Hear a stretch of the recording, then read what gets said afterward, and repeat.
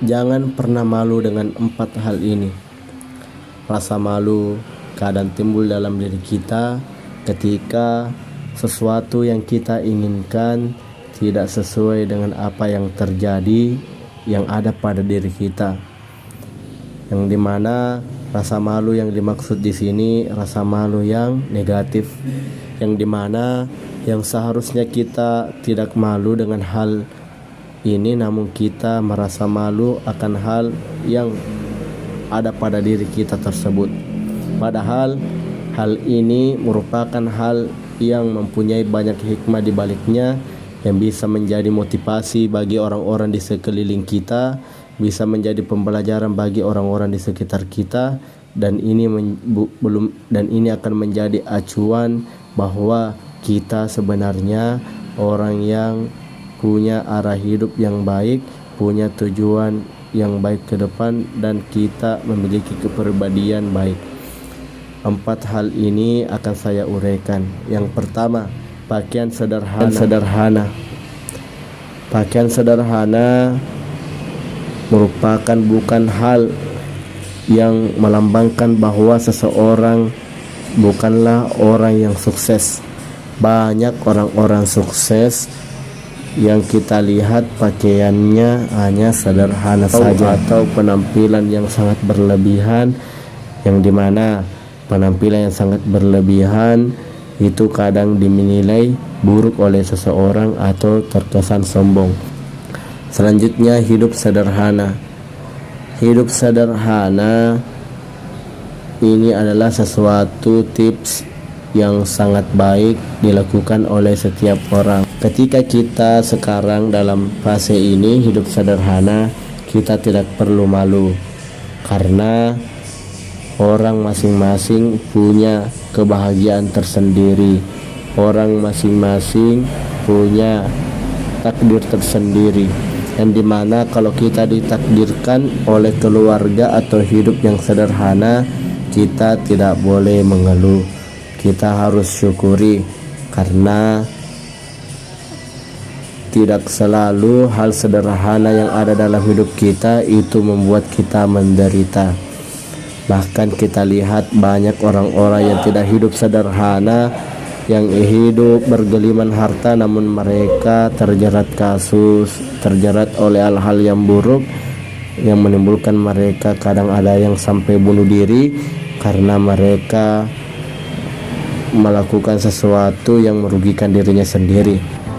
Selanjutnya adalah teman miskin.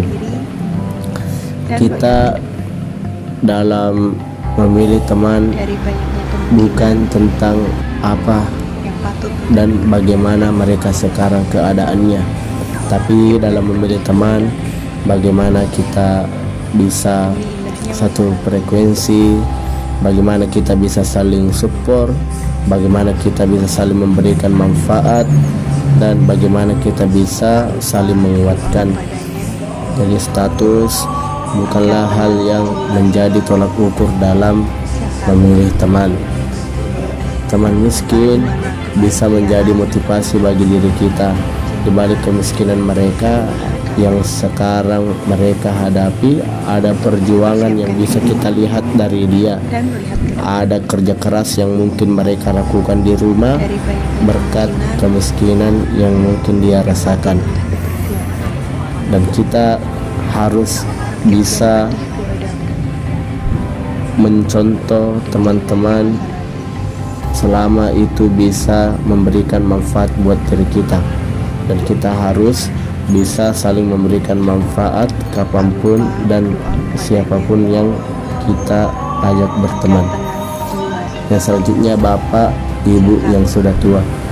Ketika orang tua kita yang masih hidup sekarang, bapak atau ibu kita tidak boleh merasa malu ketika mereka sudah menua, karena ini adalah hal yang pasti mereka rasakan, dan itu pun pasti akan kita hadapi juga yang namanya menua atau tahap proses menjadi tua. Dan ketika kita merasa malu ketika kita punya orang tua yang sudah tua, itu tandanya bahwa kita tidak menghargai orang tua kita. Kita tidak mau dan tidak mengingat jasa-jasa yang dilakukan oleh orang tua pada diri kita ketika mereka dalam keadaan sehat, ketika mereka dalam keadaan mungkin masih muda dahulu.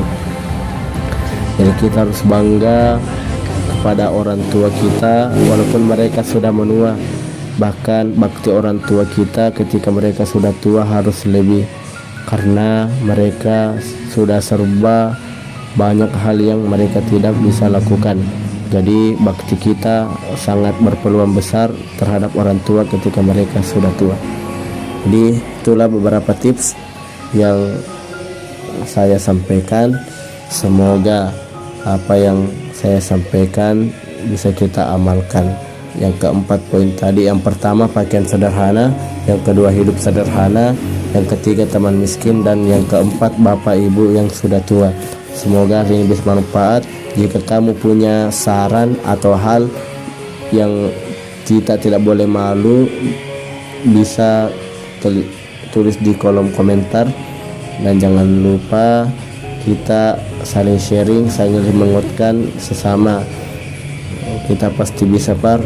Makasih, Par.